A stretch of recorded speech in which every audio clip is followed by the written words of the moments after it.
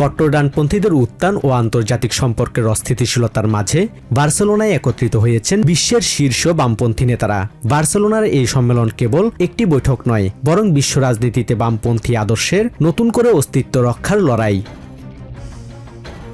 স্পেনের প্রধানমন্ত্রী Pedro Sanchez এবং ব্রাজিলের প্রেসিডেন্ট লুলা দা সিলভাকে ঘিরে শনিবার সমাবেত হয়েছিলেন মেক্সিকোর প্রেসিডেন্ট ক্লদিয়া শেইনবাম, সাউথ আফ্রিকার প্রেসিডেন্ট সিরিল রামাফোসা এবং চিলির সাবেক প্রেসিডেন্ট গেব্রিয়েল বোরিক। কট্টর ডানপন্থার উত্থান ও বিশ্বজুড়ে ছড়িয়ে পড়া বিভ্রান্তিমূলক তথ্যের বিরুদ্ধে তারা ঐক্যবদ্ধ হওয়ার ঘোষণা দিয়েছেন। সম্মেলনের মূল সুর ছিল বহুপাক্ষিক ব্যবস্থার সুরক্ষা এবং আন্তর্জাতিক আইন বজায় রাখা।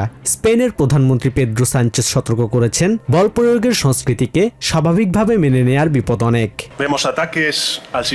গণতন্ত্রকে হালকাভাবে নেয়ার কোনো সুযোগ নেই। আমরা আন্তর্জাতিক আইনের নিয়মগুলোকে চ্যালেঞ্জের মুখে পড়তে দেখেছি। বিভ্রান্তিমূলক তথ্য দিয়ে সমাজকে বিপদগামী হতে দেয়া যায় না। প্রযুক্তির উপর গণতান্ত্রিক নিয়ন্ত্রণ থাকা জরুরি, কারণ অ্যালগরিদমগুলো ঘৃণা ও মেরুকরণকেই যেন উৎসাহিত করছে।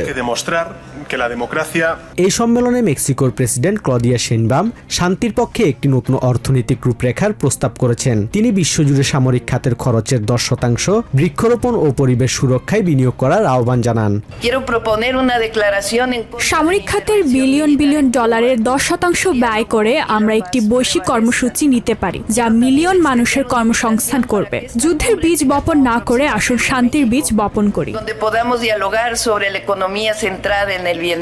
ট্রাম্পের ত্রাণ সংকোচন নীতি ও নেটোর প্রতি দৃষ্টিভঙ্গির ফলে বিশ্বজুড়ে যে অনিশ্চয়তা দেখা দিয়েছে তা মোকাবিলায় এই নেতারা নতুন মিত্রতা গড়ে তোলার ওপর জোর দিচ্ছেন। ইউরোপের মূল্যবোধ রক্ষা এবং জনগণের প্রকৃত প্রয়োজনে সাড়া দেয় এমন একটি গণতন্ত্র গড়াই তাদের লক্ষ্য।